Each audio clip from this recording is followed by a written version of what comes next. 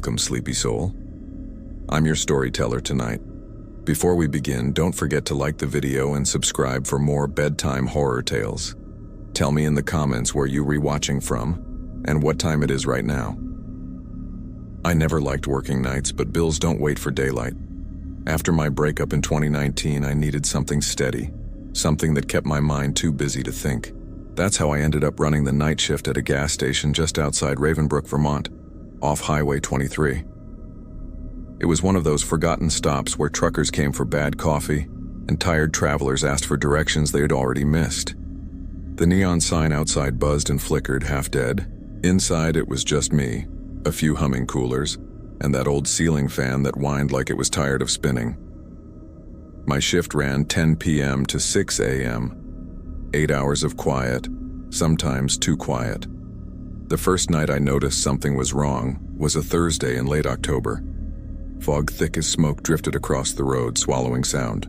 Around 1:30 a.m., I was behind the counter, restocking cigarette packs, when the store's landline rang. That phone had never rung before, not once. It had a faded sticky note taped to it that said, "Do not use." I stared at it for a second before picking up. "Sunfuel, this is Ryan." At first, nothing, just static. Then came the faint sound of breathing, slow, uneven. "Hello?" I asked. "You okay?" The breathing stopped. I hung up. Probably a drunk prank call, I thought. But 10 minutes later, it rang again. This time, I didn't speak. I just listened. For a few seconds, there was only static. Then a whisper, soft and strained. "Don't hang up." My chest tightened. "Who is this?" I asked. No answer. Just a faint hiss of the line, then clear as day. "It hears you now." The line went dead. The next morning, I told my coworker Martha, who worked the early shift. She just laughed. "Oh, that phone? Yeah, weird stuff happens with it sometimes. Probably some old wiring." "What kind of weird stuff?" I asked. She lit her cigarette, shrugged. "Voices, mostly. They say it used to be tied to a payphone that got ripped out years ago. Just ignore it." Then before leaving, she paused at the door and said quietly, "If it rings again, don't answer." Saturday night, the fog rolled back in, heavier than before. Hardly any customers. Around 3 a.m., I was restocking the drink coolers when the steady hum behind them suddenly stopped. That silence. It felt wrong. Then I heard it, a faint click, like a phone receiver being lifted. "Hello?" I called out. But I was alone. I stepped closer and noticed something strange, a small metal door behind the shelves. I'd never seen it before. Probably an old maintenance room, I thought. I tried the handle. It didn't move, and the metal was cold. Colder than it should have been. Then I heard it again, that same slow breathing, from the other side of the door. I locked up early that night and sat in my car for 20 minutes before I could start the engine. Sunday, when I came in, Martha was getting ready to leave. "You look awful," she said. "That phone rang again," I told her. "And there's something behind the cooler." Her face went pale. "You opened it?" "Tried to." She shook her head. "Don't. That room's sealed off. Some electrician died back there in the 90s. They never fixed the wiring. Just boarded it up." "Then why's there a door?" I asked. She didn't answer. Just said, "Don't go back there." That night, the phone rang again. I hit record on my cell before picking it up. At first, just static, then a man's voice barely above a whisper. "If you can hear this," he said, "don't talk back. It learns your voice. It listens through the wires." Static surged, and then I heard it. My name. My full name. I dropped the phone. When I played back the recording, all I heard was white noise, and under it, faint overlapping whispers, like 100 people trying to breathe at once. I thought about quitting, but I couldn't afford to. Monday night, a delivery guy I knew, Cal, came in for coffee. "You look like you've seen a ghost," he said. "Something like that," I muttered. He leaned in. "You heard it, didn't you? The voice on the line?" "What are you talking about?" He nodded slowly. My cousin worked this shift before me. Said the call started a week before he went missing. If that phone ever says your name, leave. Doesn't matter where you are, just go. He paid and left without another word. Tuesday night. The last night. Around midnight, I noticed the door behind the cooler was open. Cold air spilled out. Inside, scratched into the wall, were words over words. Don't speak. It hears. At the center was a reel-to-reel tape recorder, still spinning. A voice came through. You shouldn't have answered. Then, silence. The cooler hum stopped again. In that awful quiet, I heard it breathing, right behind me. The phone rang. My body moved on its own. I picked it up. Ryan, what do you want? I whispered. It knows your voice now, it said. Don't hang up, or it'll forget you. Then, nothing. Just breathing. Everywhere. I yanked the cord from the wall, but I could still hear it. Click. Receiver lifting. Somewhere nearby. I ran out and never went back. 2 days later, the gas station burned down. The report said the fire started near the cooler wiring, but the back room didn't exist. They found no door, no wiring, no foundation. I moved to another town and deleted that recording. But sometimes when I'm up late editing photos, I'll hear it again. A faint click, a breath behind me, and through the static, my name. If you enjoyed this story, don't forget to like, comment, and subscribe for more true-style horror tales every night. Sleep well, if you can. I never planned on working at a graveyard. When I first moved to Raven Hollow, I just wanted a quiet job, something where I didn't have to talk much or think too hard. The town was small, hidden between a stretch of pine woods and an abandoned railway that hadn't seen a train in decades. After my divorce, I needed silence more than anything. My sister once joked that I could live among the dead and be perfectly fine. Turns out she wasn't wrong. Raven Hollow Cemetery sat at the far end of Birchfield Road, a mile past the last working streetlight. It wasn't large, maybe 30 acres, but it was old. Some of the graves dated back before the Civil War, their inscriptions worn down to ghostly smudges. Fog settled there every morning, curling low over the headstones like a living thing. I took the job in early April, right before the rains came. It poured for days. Cold, misty rain that seemed to seep straight through your skin. I was fixing a section of broken fence along the north boundary when I first saw her. A woman in a long black dress, holding an umbrella that looked centuries old. She walked slowly through the rows, moving toward the oldest part of the grounds near a grove of oak trees. She carried a small bundle of white lilies. I thought she might be a visitor, but when she knelt down, it wasn't at any marked grave, just a patch of bare grass. She stayed still for 15 minutes, placed the lilies down, and walked off through the mist without a sound. When she passed the gate, I noticed something odd. The wet ground didn't hold her footprints. She returned the next Sunday. Same time, same dress, same lilies. That's when I checked the old burial records. No one was buried in that section. The last entry nearby dated back to 1910. So the third Sunday, I decided to speak to her.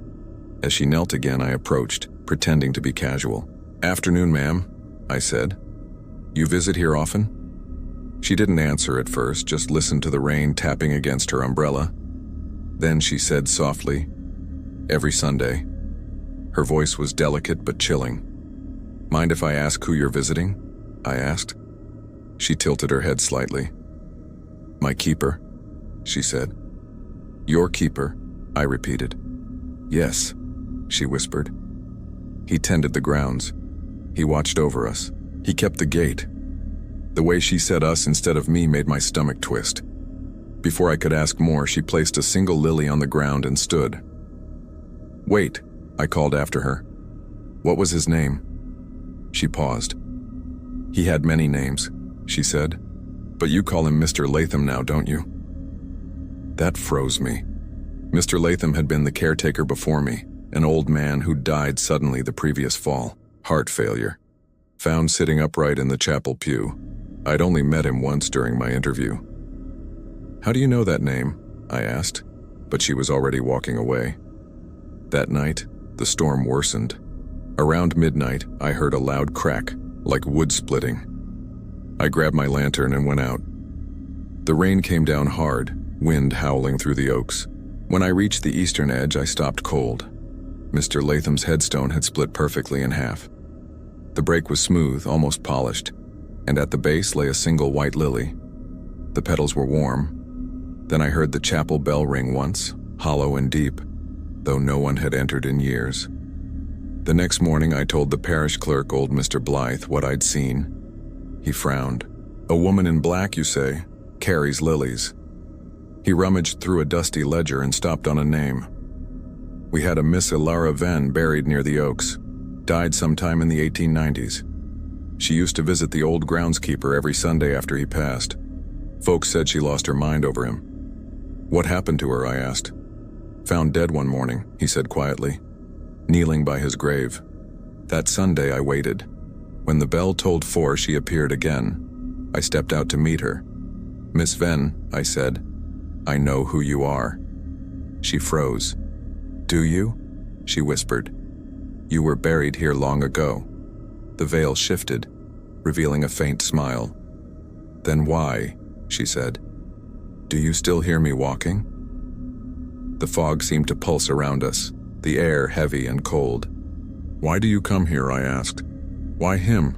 Why the lilies?' 'He kept us,' she said softly, 'all who sleep beneath these trees. He spoke kindly to the forgotten ones. When the bell tolls, we keep him company still.' 'Us?' I said. 'You don't hear them?' she asked, tilting her head. And then, under the mist, I heard it, soft whispers moving through the leaves. 'You keep the gate now,' she said. 'Do you watch over the dead as he did?' 'I try to,' I managed. 'Then soon,' she whispered, 'you'll see them too.' She vanished, just gone. Only the lilies remained. For weeks after, strange things happened. Tools moved on their own. Candles in the chapel burned halfway down, though I never lit them.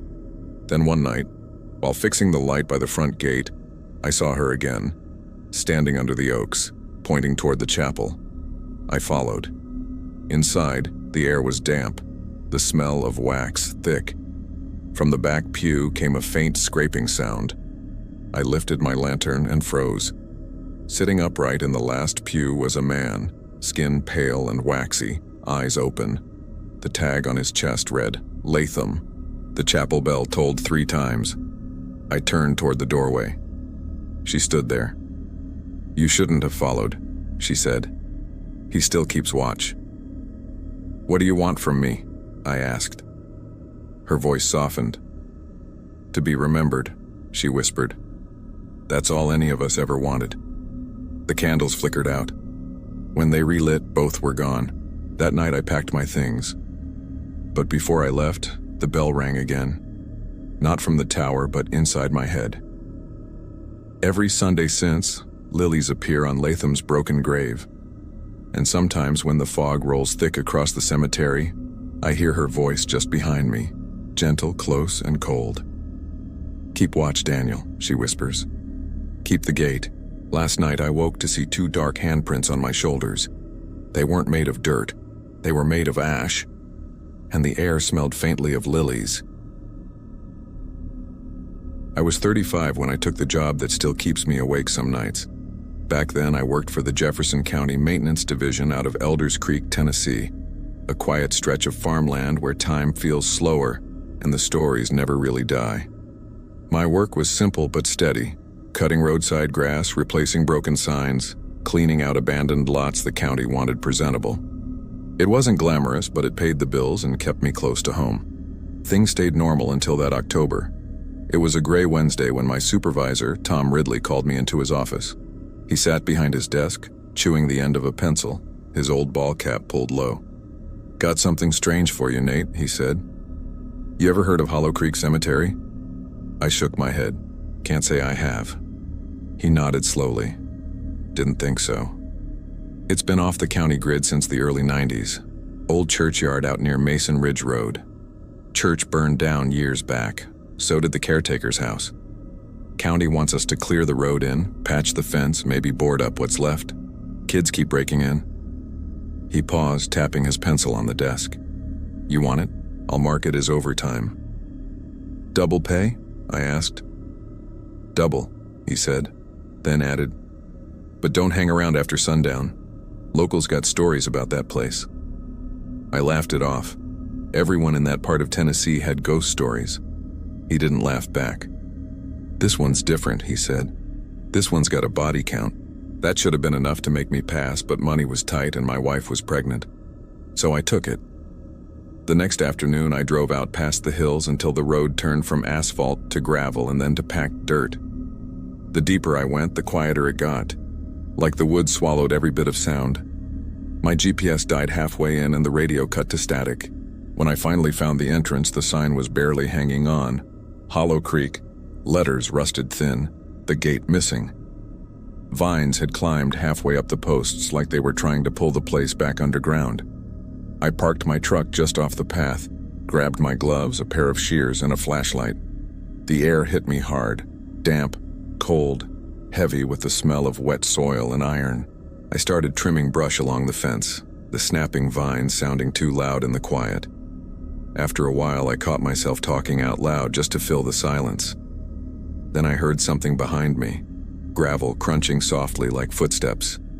County maintenance, I called. Anyone out here? No answer, just wind moving through the trees. I exhaled, told myself it was probably a deer. But when I turned toward what was left of the caretaker's cottage, I saw light, a faint, steady glow coming from one of the blackened windows. Not firelight, more like a lantern. Hey, I shouted. This property's under county control. No reply. Against my better judgment, I went closer. The house was nothing but a skeleton of stone and soot. The roof was gone, and the inside smelled of rain-soaked ash. My flashlight beam caught something metallic, a lantern hanging from a nail, its flame burning soft and blue. Next to it, half buried in the dirt, was a brass nameplate attached to a loop of old keys. I brushed away the grime and read the engraving. J. Marrow, groundskeeper. The name felt familiar. Then I remembered. Tom had mentioned the caretaker's name in passing. James Marrow, the man who supposedly died in the fire 30 years ago. They never found his body. I slipped the keys into my pocket without thinking. That was my first mistake. By the time I finished clearing brush, dusk had swallowed the sky. Mist crept out from the woods, curling between the graves like something alive. The crickets had gone quiet. Even the air felt too still. That's when I noticed my truck's headlights on. I knew I'd turned them off. My keys were in my pocket. I jogged over, muttering, "Come on, not tonight." When I reached the truck, something moved in the reflection, a figure behind me. I spun around. There stood an old man in a burned caretaker's coat, lantern glowing blue in his hand. His face was scarred and melted, eyes like hollow pits catching the faint light. He didn't move for a moment, just breathed, slow and ragged.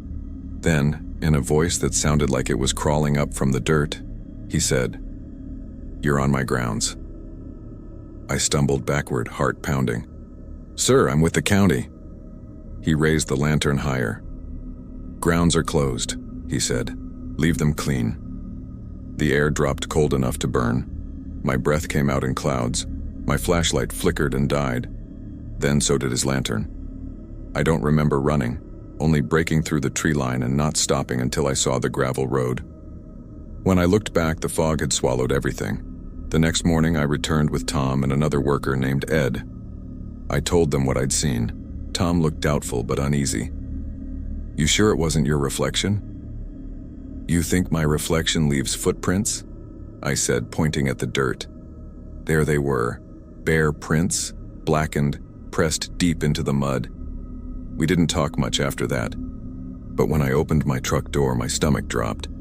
Sitting neatly on the driver's seat were the old brass keys. I hadn't left them there. And scratched into the inside of the windshield clear as day were 4 words. "Keep the grounds clean." I quit the county a week later, told them it was back problems. Truth was, I couldn't close my eyes without seeing that blue light swinging in the dark. A few months later, Hollow Creek Cemetery was sealed off with chain link fencing and warning signs. Nobody goes near it now. Not locals, not hunters. But sometimes when I drive that stretch of road late at night, I still see it. A faint lantern glow moving between the trees, drifting through the fog, like someone still out there walking the fence line, keeping the grounds clean. I was 31 when I took the night caretaker job at Raven Hill Cemetery, just outside the small town of Ashford, Virginia. Back then, I wasn't looking for much, just quiet. I'd lost my job at the paper mill when it shut down, and my marriage had crumbled soon after. I was living alone in a damp duplex that smelled like mildew and regret. So when the township posted a flyer looking for a part-time caretaker, I figured, why not? It didn't pay much, but it came with a cabin on the property, and peace sounded like a fair trade for loneliness. Raven Hill wasn't large, but it was old, older than the town itself. The oldest section lay deep in the trees, where crooked stones leaned and the names had long faded away. Moss crept across marble angels, and even in daylight, the place felt heavy, like the earth itself remembered too much grief.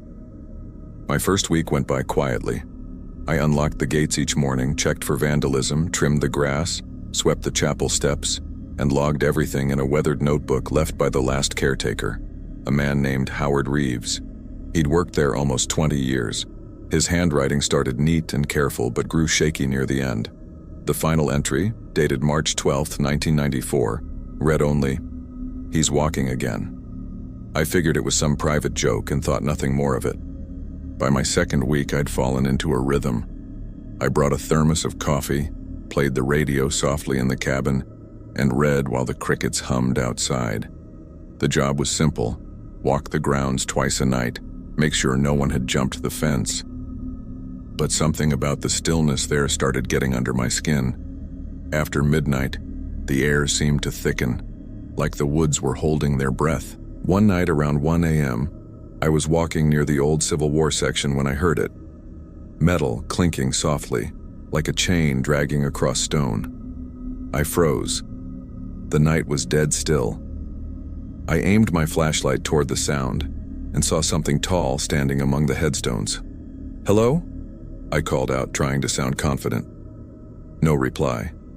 The beam caught the glint of brass buttons, an old uniform coat, dark blue, long, heavy wool, a style I'd only ever seen in museums. I took a cautious step forward. "Sir, you're not supposed to be here." Nothing. No movement. Just silence.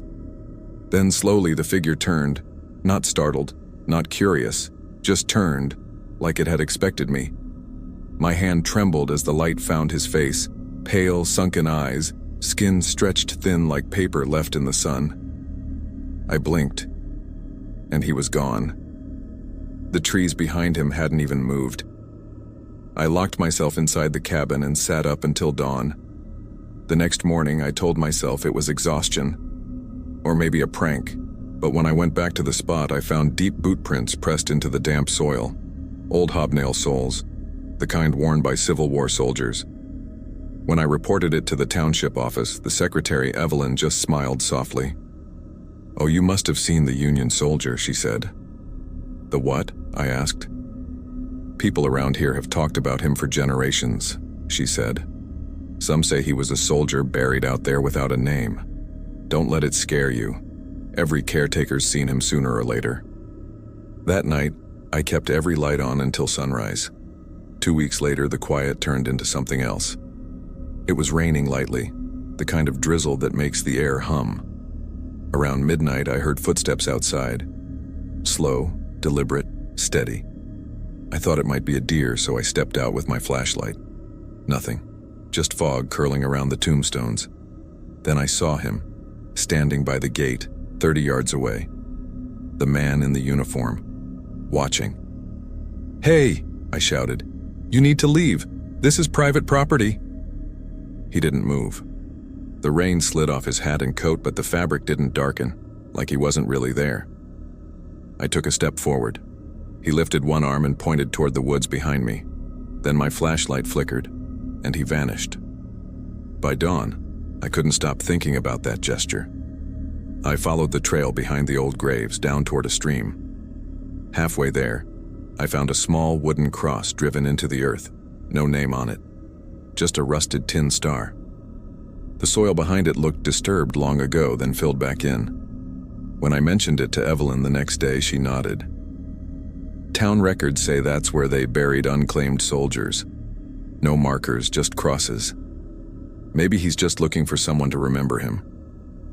Weeks went by quietly after that until one cold November night.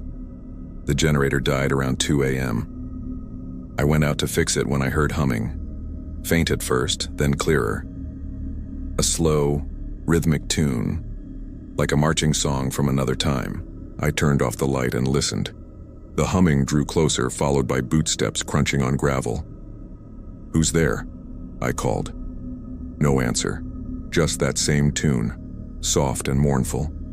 My chest tightened. I ran back to the cabin, slammed the door, and pressed against it. The footsteps came up onto the porch, then 3 slow knocks. Knock, knock, knock. I whispered, "Don't open it, don't open it." But curiosity's a dangerous thing. I peeked through the window. Nothing, just fog and rain. I turned to step back and froze. A pale hand pressed against the glass from outside. When I blinked, it was gone. The next morning, I found boot prints leading up to the porch, but none leading away. I went into town to see Pastor Collins, who'd done burials there for decades. When I told him, his expression turned grave. "Son," he said quietly, "that land's older than this town. Soldiers, yes, but others too. People who died forgotten. The war ended, but not for all of them. Sometimes they just keep walking." He told me about a caretaker in the 60s who quit after finding muddy footprints inside the chapel every night, even though it stayed locked. Another claimed to see a line of soldiers at the western fence, faces blank, eyes hollow. "You don't need to fear them," the pastor said. "Just respect them. They're not haunting you. They're remembering."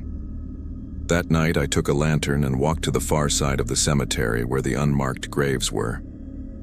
The air was cold and still. I stood before that small wooden cross and said, "I don't know your name, but I see you. I know you were here." The woods stirred, fog shifted, and then I heard it, a voice faint as wind through the trees, whispering one word: "Home." The lantern flickered out.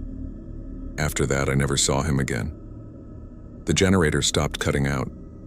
The boot prints never came back, but sometimes walking the old paths I could still feel it, that weight in the air like someone standing just out of sight keeping watch. A month later, while cleaning the tool shed, I found an old envelope tucked behind a loose board. Inside was a faded black and white photograph, a line of Union soldiers standing before a wooden fence. On the back, written in shaky ink, Ravenhill Cemetery, 1864. 23rd Regiment, Company D. One face stopped me cold. Same hollow eyes, same tired expression, the same man. That evening I slid the photo under the wooden cross where the fog still gathered like memory. I stayed caretaker 2 more years. Every night, when the moon hung low and the wind went still, I'd swear I heard faint humming drifting through the trees. Not haunting anymore, almost peaceful.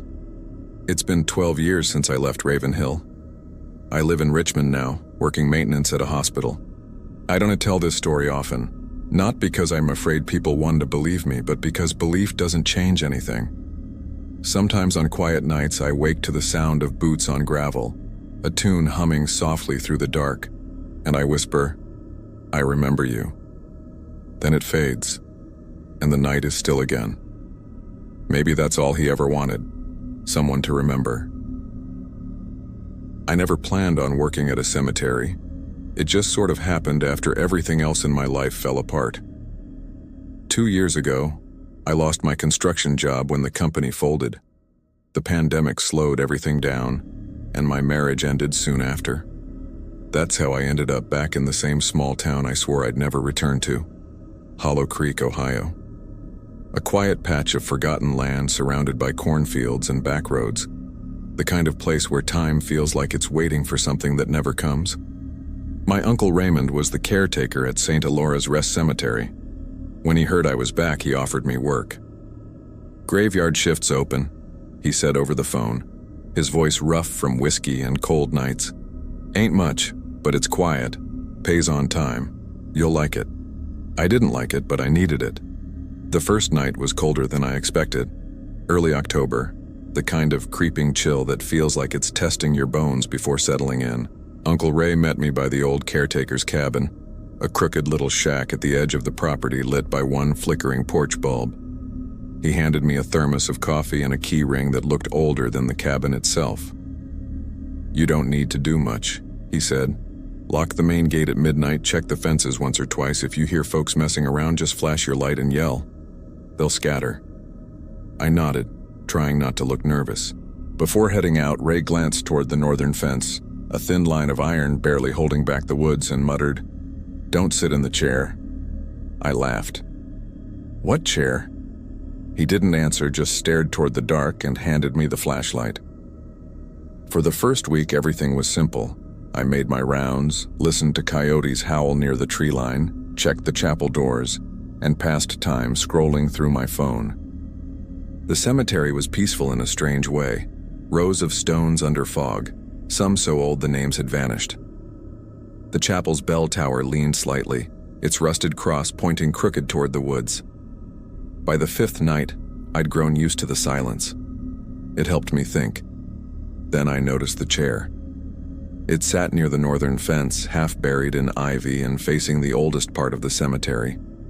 Just a plain wooden chair, worn smooth from weather and time, like something handmade a century ago.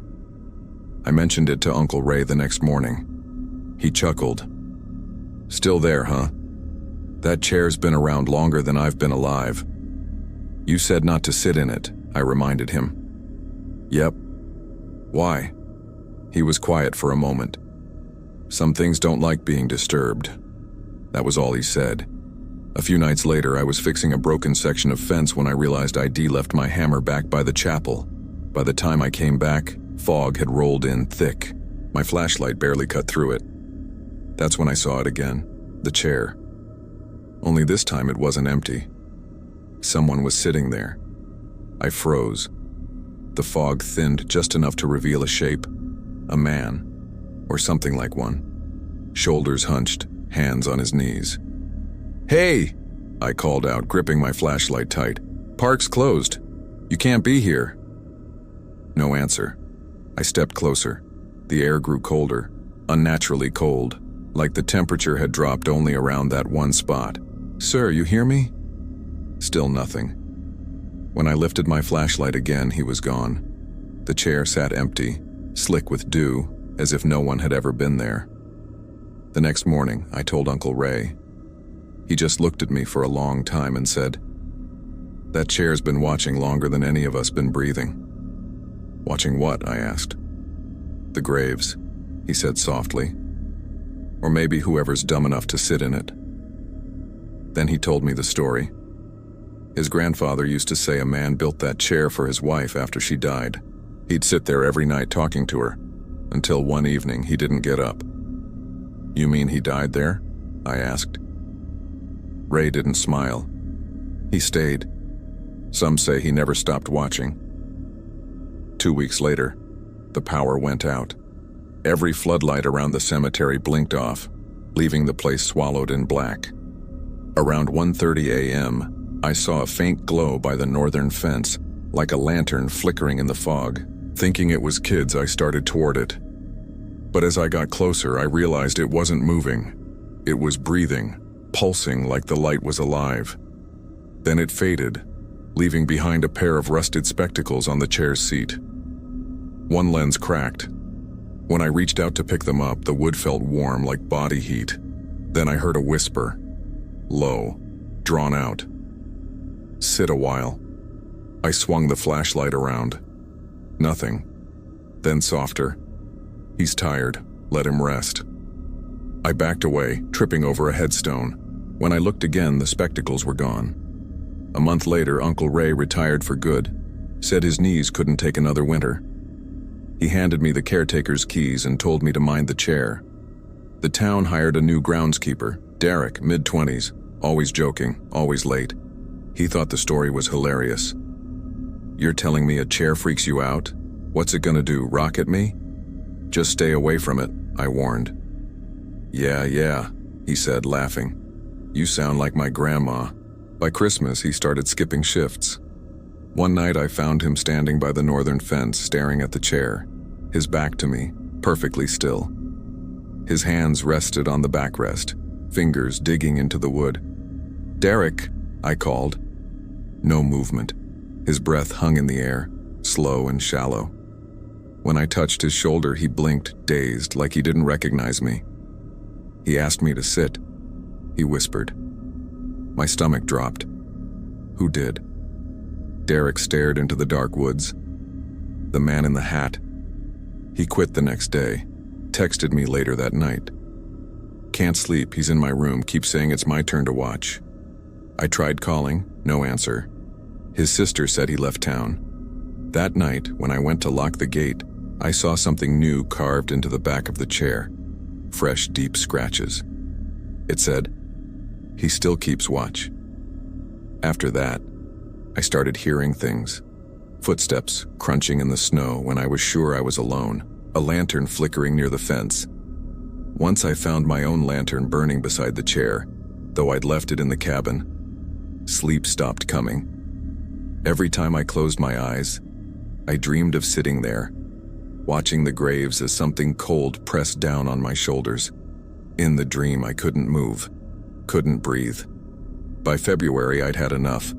I brought a hatchet and a can of kerosene. Told myself I'd burn the damn thing. The night was windless, the fog thick, the moon gone. When I reached the chair, it looked almost new, smooth and shining faintly in the dark. I raised the hatchet, and that's when I felt it. Two cold hands resting on my shoulders, firm, heavy, real. A voice whispered behind my ear, "He isn't done watching." I swung the hatchet wildly, hit nothing. When I turned, I saw him, tall man, wide-brimmed hat, face pale as the moon. He smiled and motioned toward the chair. "Sit, a while." I don't know if I fell or was pulled, but the next thing I remember, I was sitting. The wood was warm beneath me. The fog thickened until all I could see were the graves. Then the cemetery lit up faintly, then bright. Dozens of pale shapes stood by the headstones, unmoving, watching, each one seated in a chair just like mine. They found me at dawn, still sitting, hands gripping the armrests so hard my nails had split. The hatchet was gone. The kerosene spilled. I told them I must have passed out from exhaustion. No one believed me, but no one asked questions either. They never do in Hollow Creek. I quit that day and left town. But sometimes when I drive past old back roads and the fog rolls in, I swear I can still see that cemetery through the trees and the chair. Always there, always facing the graves, always waiting. I dream of it often. The sound of wood creaking, the whisper that always follows. Sit a while longer. He isn't done watching. I took the caretaker's job at Hollow Creek Memorial because, truth be told, I didn't have much else going for me. It was early October, the kind of season when the air smells like rain-soaked leaves and cold metal. I'd been out of steady work for months since the mill shut down over in Renshaw. The owner, Old Man Tiller, had promised we'd all be called back once things picked up again, but they never did. So when I saw the notice tacked up at the post office, caretaker wanted, Hollow Creek Cemetery, lodging provided, I figured, hell, why not? I wasn't scared of cemeteries. I grew up around small-town graveyards, the kind where your own relatives stare back at you from headstones during Easter picnics. Besides, Hollow Creek was quiet, too quiet maybe, and that's what drew me. The caretaker's cabin sat just beyond the north gate, a small two-room shack with chipped green paint and a stovepipe that whistled whenever the wind came from the river. The first night I slept there, I heard frogs calling from the creek, and the hum of insects pressed against the window screen. Peaceful in its own strange way. But I should have known. Peace never lasts long in places like that. My name's Walter Crane. Folks in Renshaw used to call me Walt. I'm 52 now, and if there's one thing I've learned from years of working nights, it's that silence can lie to you. The cemetery spread across 12 acres, with sections dating back to the 1800s. The newer graves lay near the chapel, neat rows, polished granite stones, and plastic flowers. But the old section up near the hilltop didn't get many visitors. You could tell by how the earth had caved in around the older markers, tilting them like drunks at a wake. For the first few weeks, my shifts were simple: patching fences, clearing brush, keeping the chapel lit for weekend services. But then there were odd things. Once I found all the pew cushions stacked neatly in the chapel aisle, though I was the only one with a key. Another time, flowers from the older graves, especially near the east path, had been rearranged overnight into neat, concentric circles. "Kids," said Mr. Holman, the grounds manager. "High schoolers screwing around. Don't think too much of it." I didn't. Not at first. The night it started, fog rolled in thick and sudden, like someone had poured milk into the air. The forecast hadn't called for it, but Hollow Creek always had its moods. I was finishing my rounds, locking the chapel doors. My lantern-ass light spilled weakly over the gravel path when I noticed movement beyond the eastern trail, just at the edge of the light. At first I figured it was a deer, but when I squinted through the fog, I saw them. A line of figures, 10, maybe 12, walking in single file. Long black coats, high collars, faces veiled like mourners. None carried a light, none made a sound. "Evening," I called out. "Cemetery's closed, folks." No answer. They just kept walking toward the hill, the oldest section. My gut tightened. There hadn't been any burials scheduled that night. "Hey, you hear me?" Still nothing. My boots crunched on the gravel as I stepped closer, my own footsteps too loud in the fog. About 30 yards away, one of them turned slightly, just enough for me to catch a glimpse of pale skin beneath the veil. Then they all stopped. Perfectly still. I swear I could hear the fog breathing between us. Without a word, they began walking again, slow and steady, toward the hilltop. Something in me, duty, maybe curiosity, told me to follow. The eastern path was slick with dew, the fog thickening as I climbed. My lantern trembled against the damp air. I could still see their coats swaying ahead. No footsteps, no voices, just that soundless march. By the time I reached the crest, my lungs burned. The clearing was empty. No figures, no fresh graves. But the ground was disturbed. Dozens of footprints pressed deep into the soil, forming a perfect circle. I knelt and brushed my fingers along the prints. The soil was ice cold, and beneath it, faint but real, I felt a vibration, like the hum of a distant bell.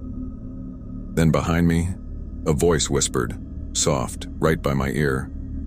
"Late, aren't you?" I spun around so fast I nearly dropped the lantern. Nothing. Just fog curling close, whispering against the stones. My heart hammered. "Who's there?" Silence. The flame flickered once, twice, then died. And then came the sound. Boots, soft, deliberate, surrounding me in the dark. I could feel movement, air shifting against my sleeves, something cold touching the back of my neck. "Show yourselves!" I yelled. The whispers grew louder, dozens of voices murmuring over one another. "He's come at last. Too late. Too late." I dropped to my knees. The ground beneath me felt hollow, like something was breathing below. My hands sank into the soil, and when I pulled them free, I brought up something smooth and pale. Bone. Then silence. The fog lifted. The clearing was empty again, only the circle of footprints remaining. I filled that shallow hole with shaking hands and stumbled back toward the cabin. The entire walk down, I heard footsteps behind me. Soft, measured, matching my own. I didn't dare look back. That night, I barely slept. Every creak of the cabin made my skin crawl. Around 3 in the morning, I heard gravel shifting outside my window. Step, steppy step. When I peeked through the curtain, I saw the hilltop glowing faintly, as if 100 ghostly lanterns burned in the fog. And at the front of the procession, God help me, I saw myself. A man in a black coat, holding my lantern, leading them uphill. I told no one for weeks. Then one morning, Holman came by with coffee. He looked pale. "You been up the East Hill lately?" he asked. I hesitated. "Why?" He rubbed his jaw. "Found prints up there again. Dozens of them. All in a circle. Fresh." He looked at me, voice low. "Thing is, it rained last night. Ground soft. Should have washed away any old tracks. But they're pressed deep, like from boots that never lifted." 2 nights later, the fog came back, thicker this time. You could taste it, wet and bitter like iron. I stayed inside the caretaker's house, shutters drawn. But around 2 a.m., the marching started again. The same slow, heavy rhythm of unseen feet over gravel. Then came a knock. 3 soft raps against the door. I froze. "Who's there?" No answer. Another 3 knocks, perfectly spaced. Against all sense, I cracked the door open an inch. Fog poured in, and through it, I saw a man standing beyond the threshold. A black coat, a veiled face, holding a lantern, my lantern. He raised his head slightly. Beneath the veil, I saw my own face. He turned and began walking up the eastern path. The procession followed. I don't remember grabbing my jacket or how my hands shook as I followed, drawn like something under a spell. We reached the hilltop again, the same circle of footprints, but this time, there was something new. A single open grave at the center. The veiled figure stopped and turned toward me. One by one, they lifted their veils, pale faces, sunken eyes, mouths whispering without breath. "You led us once," one of them said, voice dry as dust. "Lead us again." I stumbled back. "No, I'm not." But the earth gave way beneath me. The lantern fell, its flame smothered in the dirt. Cold closed around me, and the last thing I heard was their footsteps retreating, slow, deliberate, back down the hill. When they found the caretaker's cabin a week later, it was empty, the stove still warm. The logbook on the table stopped mid-sentence. "Fog coming in thick tonight." I hear them again. The East Hill has been fenced off since, but folks in Hollow Creek still talk about it. How on fog-heavy nights you can hear the faint rhythm of boots along the gravel, moving in a perfect circle. And sometimes, if you stand near the gate long enough, you'll see a lantern's glow weaving through the mist, leading the silent procession up the hill. They say it's the caretaker. They say he still walks among them, and if you call out, he'll turn, just enough for you to see your own face staring back through the fog. I never thought I'd be the kind of person to work nights again, but bills don't care about sleep schedules. After my divorce, I left Chicago and ended up in a small town called Brookhaven, right off Route 17. I told myself I needed peace, a fresh start. What I found was a job at Carter S. Fuel and Mart, a 24-hour gas station where the floor tiles were always sticky, and the coffee tasted like burnt dirt. Still, it paid on time, and that was enough. I worked the graveyard shift, 10 p.m. to 6 a.m., alongside a guy named Ralph. He was an ex-trucker who looked like he hadn't smiled since the 90s. Our manager, Linda, was kind but never stayed past dark. Nobody did. The moment the sun dipped, the store became ours. Just me, Ralph, and the buzzing lights. Ralph used to say, "This place gets weird after midnight." I laughed it off. I'd worked nights before. I'd seen drunk college kids, raccoons in dumpsters, even a guy who tried to pay for gas with a pocket full of marbles. But nothing prepared me for what was waiting out here. The first few weeks were slow. We stocked shelves, mopped floors, made fresh coffee, and counted the drawer. Occasionally, a trucker stopped by for gas, or a local grabbed a six-pack before heading home. But soon the nights began to feel wrong. Subtle at first. Footsteps in the storage room when I knew Ralph was outside. The motion chime at the door would ding, and the doors would slide open for no one. "Old sensors," Ralph said. "These damn things go off for moths." Maybe he was right. But when you're standing alone at 3 a.m. surrounded by flickering lights and humming fridges, your brain starts noticing things it shouldn't. One night around 2:30, Ralph and I were sitting on milk crates behind the counter sipping coffee. I asked, "You ever see anything weird out here?" He squinted through his cigarette smoke. "You heard about the accident out back?" he said. I shook my head. "Tanker crash. 10 years ago. Propane truck rolled into the ditch behind the lot. Driver burned alive before they could pull him out. I felt my stomach drop." "That true?" Ralph nodded slowly. "Name was Jimmy Holler. Delivered here all the time. Good guy. They say he fell asleep at the wheel. Some folks still see headlights out there late at night. Same route, same time. Like he's still trying to make his last delivery." I laughed it off, but Ralph didn't. He just said, "I've seen him." 3 nights later, Ralph called in sick, and I was covering the shift alone. The fog rolled in thick that night, dense enough to swallow the parking lot whole. Around 1:15 a.m., the store phone rang. Nobody ever called that late. "Carter's Fuel and Mart. This is Alex," I said. At first, nothing. Then static. And through it, a voice, raspy, distorted, whispered, "You need to go out back." I froze. "Who is this?" I asked. Silence. Then click. I stood there staring at the receiver. My gut said prank, but something in that voice made my skin crawl. Against my better judgment, I walked toward the back door. The motion light flickered on as I pushed it open. The fog outside was thick and heavy, swallowing every sound. Then I saw them. 2 headlights glowing through the mist pointed straight at me from the edge of the lot. They didn't move, just stared. After 10 seconds, they blinked out, not turned off, gone. When Ralph came back the next night, I told him. He didn't even blink. "Told you," he said. "He drives that same road every couple weeks, always stops by here." I tried to laugh. "You're saying it's him?" Ralph just said, "I'm saying don't answer that damn phone after midnight." The next night, I was restocking the beer cooler when I heard someone talking at the counter. It sounded like Ralph, low and mumbly. But when I came out, the store was empty. Ralph wasn't outside either. His truck was still parked by the ice machine. Then the store phone rang again. I picked up, heart pounding, static, then a voice. "He went out back." I grabbed my flashlight and stepped outside. The fog was so thick it felt like walking through water. "Ralph!" I shouted. No answer.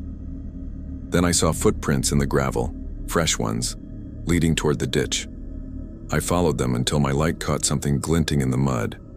Ralph's keychain, the one with the tiny metal truck charm he always carried. My chest tightened. That's when I saw it again. 2 headlights flickering in the fog, moving slowly toward me. No engine noise, no crunch of gravel, just light, creeping closer. I ran. I didn't stop until I was back inside, slamming the door shut behind me. My hands shook so hard I could barely dial 911. By the time the sheriff arrived, the fog was gone. So were the lights. So was Ralph. They searched for days but found nothing. Linda closed the station for a week. When she reopened, she offered me day shifts. I quit instead. Told her I was moving back to Chicago. Truth was, I couldn't sleep anymore. Every time I closed my eyes, I saw those headlights drifting through the fog.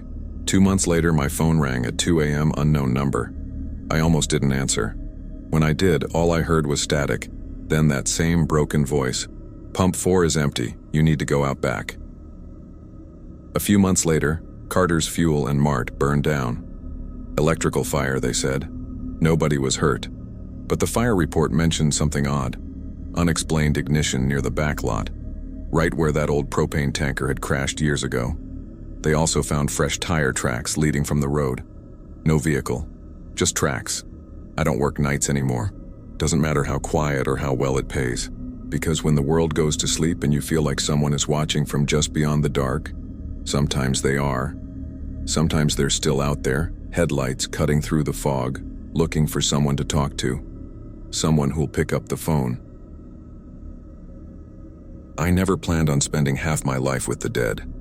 When I first took the job at Riverside Memorial Cemetery back in 1997, it was supposed to be temporary, just a way to make ends meet after the plant closed down. I was 23, broke, and sleeping on my cousin's couch in a Rust Belt town that time had mostly forgotten. The cemetery sat on the edge of Harland, Ohio, tucked between a patch of woods and an old freight line. It was small, maybe 3 acres total, but it carried more history than anything else in that town. The oldest stones dated back to the 1860s, cracked and leaning like bad teeth, their names almost rubbed away. Old Mr. Parson, the groundskeeper before me, had gone nearly blind and couldn't push the mower anymore.